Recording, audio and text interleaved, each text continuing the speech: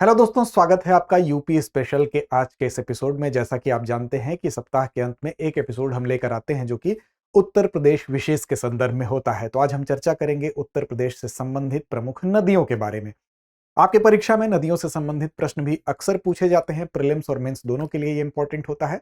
तो चलिए जानते हैं उत्तर प्रदेश के संदर्भ में कुछ प्रमुख नदियों के बारे में कुछ महत्वपूर्ण तथ्य। देखिए, सबसे पहले अगर नदियों के विषय में बात करें तो उत्तर प्रदेश की नदियों के विभाजन को हम तीन प्रकार के विभाजन में देख सकते हैं, तीन प्रकार के हिस्से में देख सकते हैं। पहली कैटेगरी वो होती है जो नदियां हिमालय से निकलती हैं, दूसरी कैटेगरी वो होती है जो गंगा के मैदानी भाग से निकलती हैं, और तीसरी नदी के तौर पर हम जो प्रायद्वीपीय पठार से संबंधित नदियां हैं, यानी कि वहां से जिसका उद्गम होता है, उसको हम देख सकते हैं।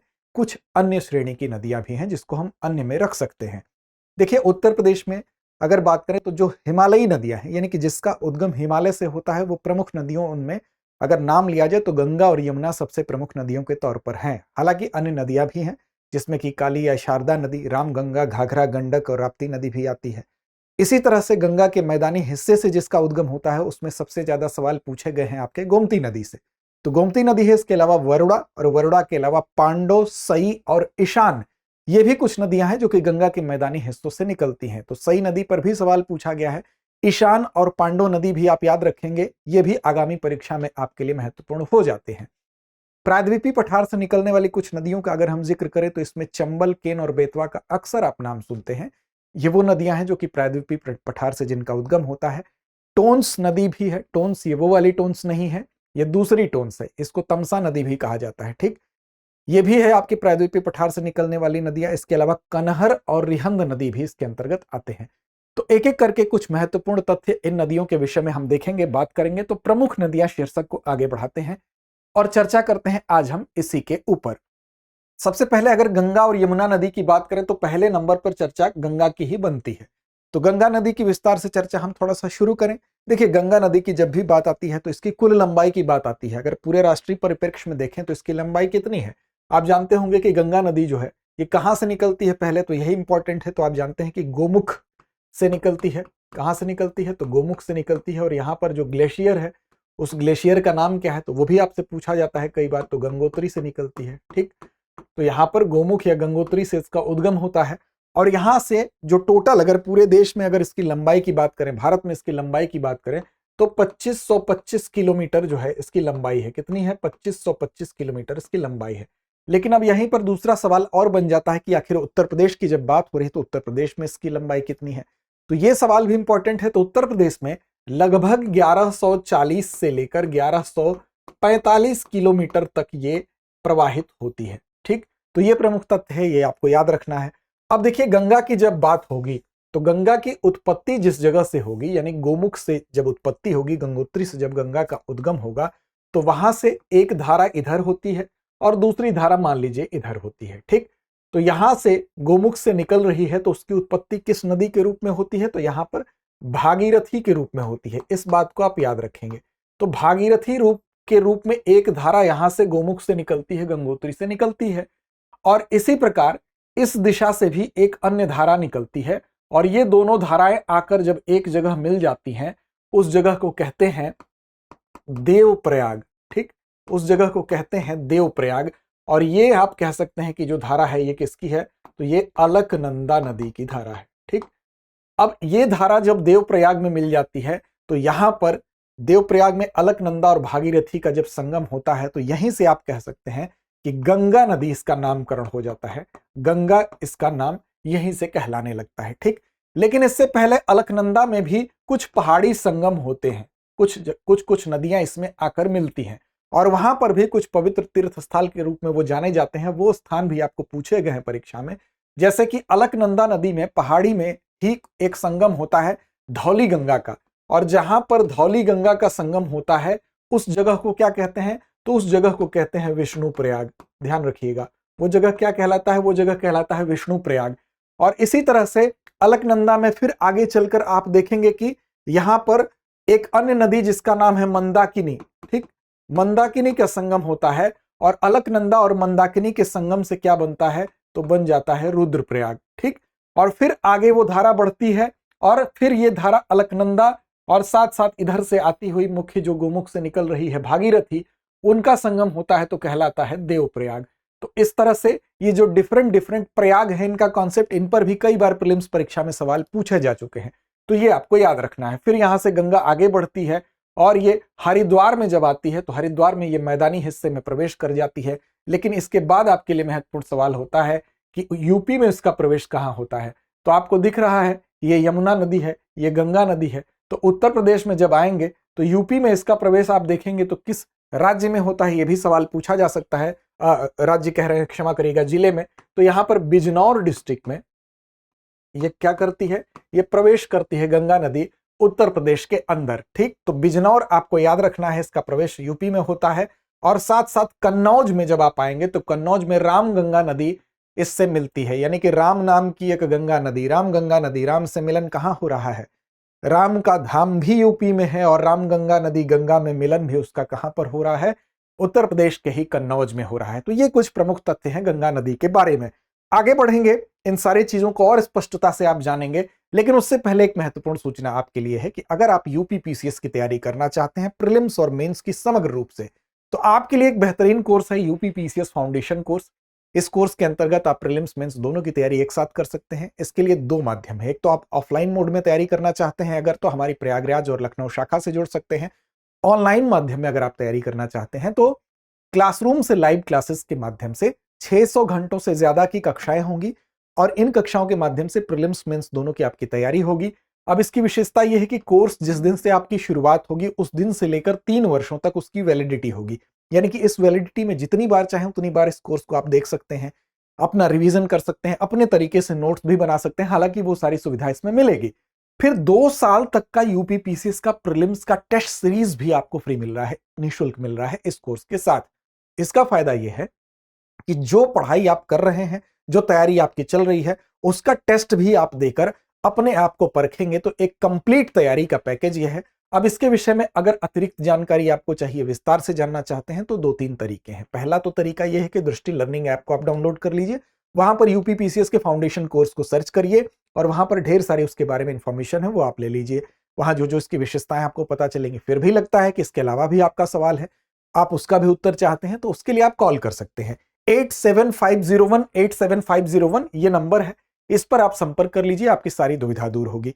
और इस कोर्स तक डायरेक्ट पहुंचने के लिए अगर आपको कुछ भी समझ नहीं आता है तो डिस्क्रिप्शन में आपको एक पहले ही लिंक दी हुई है, उस लिंक पर जाकर क्लिक करिए और उस तक आप पहुंच जाएंगे। ठीक, तो इसके बाद आपको मन में अगर फिर भी डाउट है तो इस नंबर पर आप कॉल कर सकते हैं। चलिए, अब यही जो श्रेणी का विभाजन है, यानी कि हिमालय से निकलने वाली नदियां जिसमें गंगा, यमुना, काली, शारदा, राम गंगा, घाघरा, गंडक, राप्ती आती हैं, मैदानी भाग से निकलने वाली नदियां जिसमें कि गोमती, वरुणा, पांडो, सई, ईशान नदियां आती हैं, और प्रायद्वीपीय पठार से निकलने वाली नदियां जिसमें कि चंबल, बेतवा, केन, सोन, टोंस, तमसा, कन्हर, रिहंद, चंद्रप्रभा, बेलन, धसान इत्यादि नदियां आती हैं।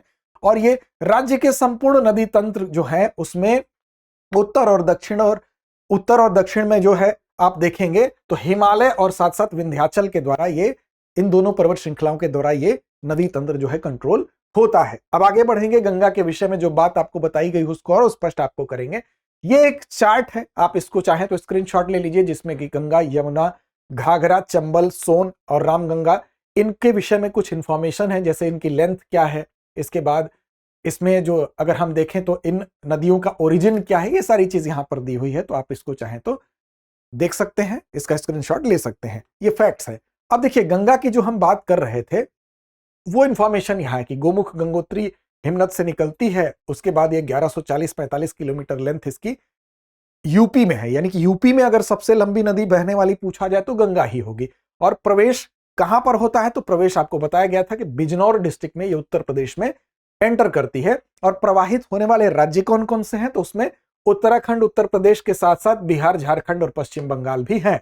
तो इसमें राज्यों की संख्या कितनी हो गई, तो 1 2 3 4 5, तो 5 राज्यों से होकर प्रवाहित हो रही है।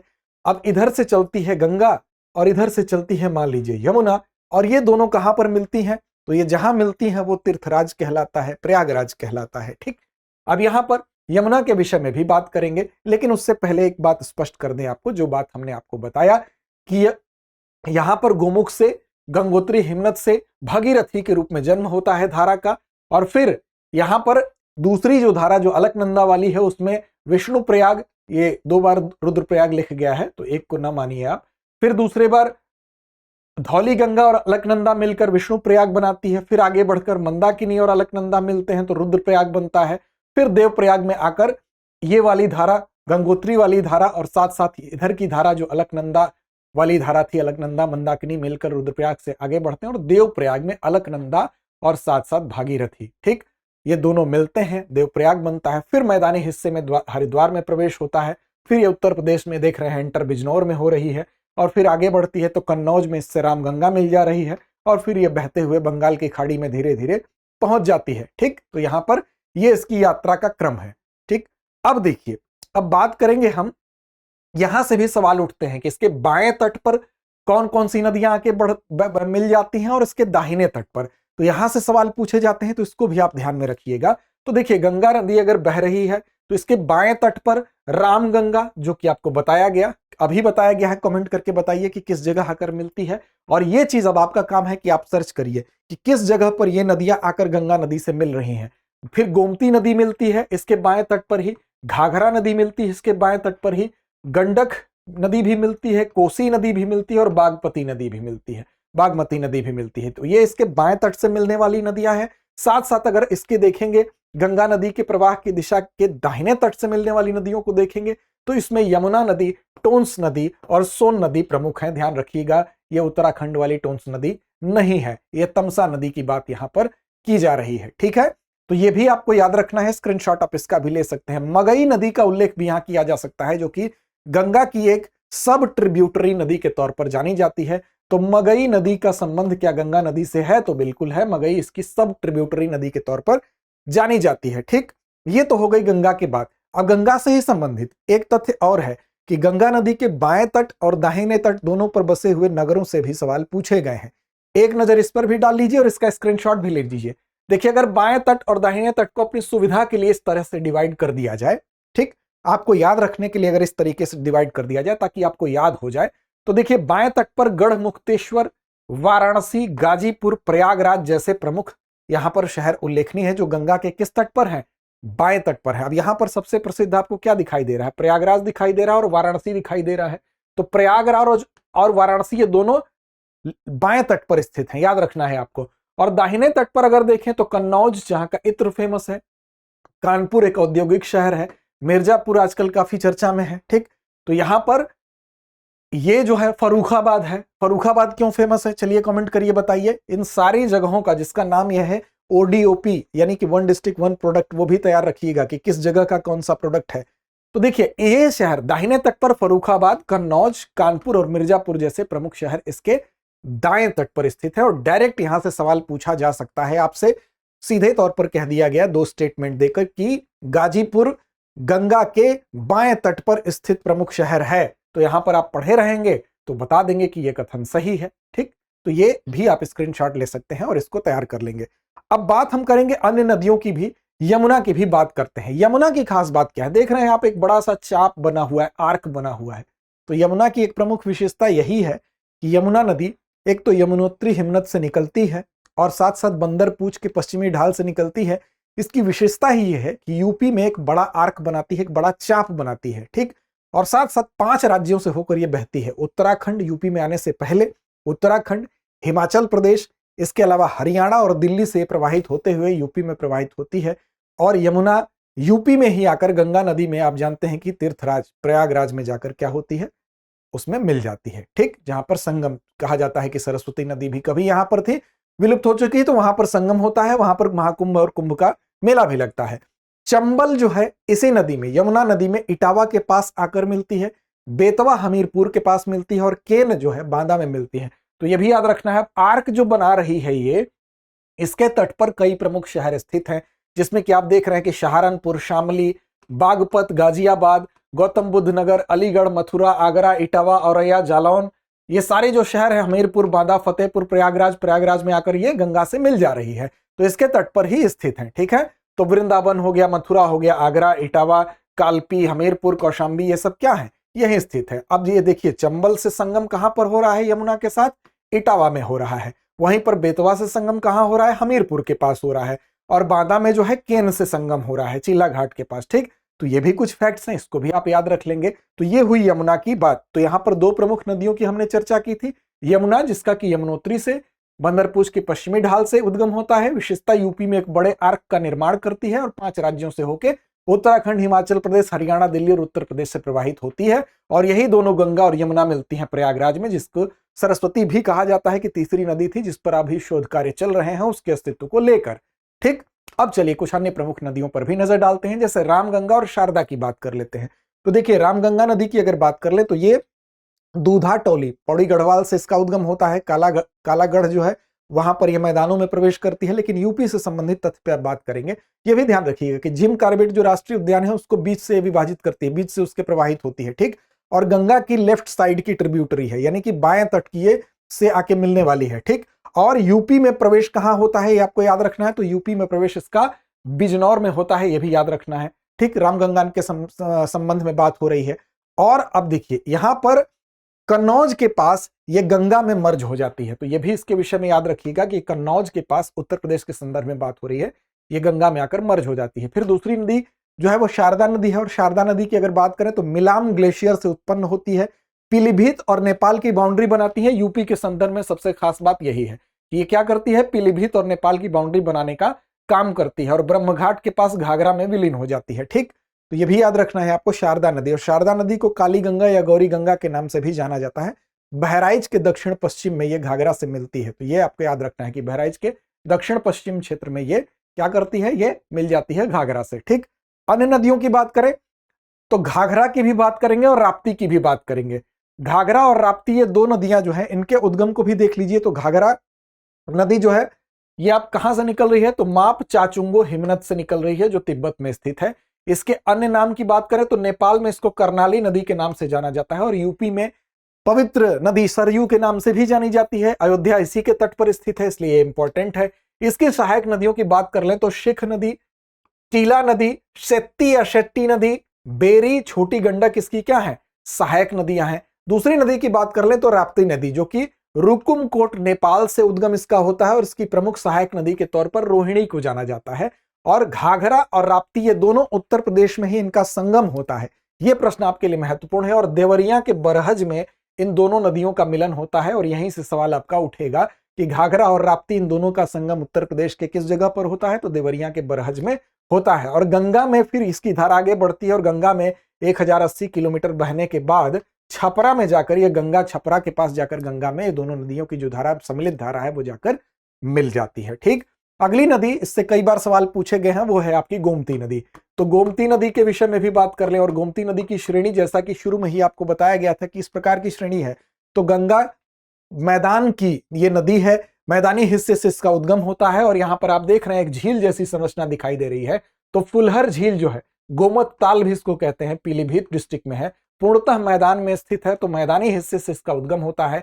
और पीलीभीत से होते हुए शाहजहांपुर, लखीमपुर खीरी, सीतापुर, लखनऊ, सुल्तानपुर, जौनपुर होते हुए गाजीपुर जिले में जाकर ये गंगा में इसका क्या होती है, विलीन हो जाती है। तो यहां से भी सवाल बनते हैं। ठीक, फिर अलग अलग छोटी छोटी नदियां हैं जो कि इससे आकर मिलती हैं, जैसे गछाई पीलीभीत में, शाहजहांपुर में सई नदी, जोमकाई नदी लखीमपुर में, बरना सीतापुर में, छोहा लखनऊ के सीतापुर के बीच में, सरजू नदी फिर इसमें मिलती है। ठीक, फिर आप देख रहे हैं कि ये तमाम ऐसी नदियां हैं जो छोटी छोटी नदियां हैं।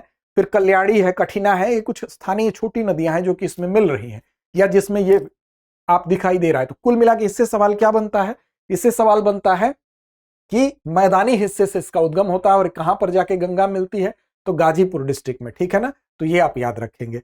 आगे बढ़ेंगे, बात करेंगे चंबल नदी। चंबल नदी का उद्गम जना पाव पहाड़ी, महू मध्य प्रदेश में होता है। इटावा के पास ये यमुना में विलीन हो जाती है। इसकी विशेषता क्या है चंबल नदी की, तो ये बीहड़ का निर्माण करती है। ठीक, और मध्य प्रदेश, राजस्थान, उत्तर प्रदेश के त्रिकोणीय सीमा को भी बनाती है। तो चंबल नदी से यहां से भी पूछा जा सकता है सहायक नदी के तौर पर।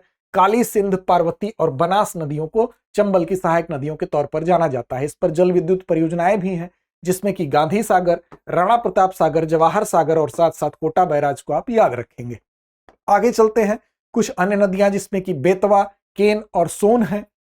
बेतवा की बात कर लें तो इसकी उत्पत्ति कहां से हो रही है, तो रायसेन मध्य प्रदेश से हो रही है। साथ साथ प्रवाह की बात करें तो ललितपुर, झांसी, जालौन और हमीरपुर से इसका प्रवाह है। विशेष क्या है, तो इस पर निर्मित राजगाढ़ घाट जो बांध है, तो उसके जलाशय को रानी लक्ष्मीबाई सागर भी कहा जाता है, बेतवा पर ही है, तो ये याद रखना है आपको। और साथ साथ संगम इसका कहां पर होता है, तो हमीरपुर में जाकर ये यमुना से मिल जाती है बेतवा नदी। ठीक, वेत्रवती भी इसको कहा जाता है। केन की बात करने, कर्णावती भी इसको कहा जाता है, उद्गम कैमूर की पहाड़ियों से होता है और बांदा में ये जाकर चिल्ला घाट के पास ये यमुना नदी में विलीन होती है। सोन की बात कर ले तो उत्तर प्रदेश में मुख्य रूप से मिर्जापुर और सोनभद्र में इसका प्रवाह है। सहायक नदियों में रिहंद, कनहर और उत्तरी कोयल क्या है, इसकी सहायक नदियां हैं। और गंगा में इसका भी संगम होता है, गंगा में सोन नदी मिल जाती है। ठीक, टोंस या तमसा नदी की बात करें तो तमसा कुंड कैमूर पर्वतमाला से इसका उद्गम होता है। ये अपने अनेक प्रसिद्ध जलप्रपात यानी वाटरफॉल्स के लिए विख्यात है। और उत्तराखंड वाली टोंस नदी ये नहीं है, पहले भी आपको बताया जा चुका है। इसकी सहायक नदी में बेलन नदी है। फिर बेलन घाटी की सभ्यता आप पढ़े होंगे हिस्ट्री में, वो इसी नदी के आसपास के क्षेत्र हैं। और सिरसा प्रयागराज में गंगा से क्या होता है, इसका संगम हो जाता है। कर्मनाशा नदी की बात करें तो यूपी के पूर्वांचल के कुछ डिस्ट्रिक्ट, कुछ जिले के साथ एक प्राकृतिक सीमा बनाती है बिहार की।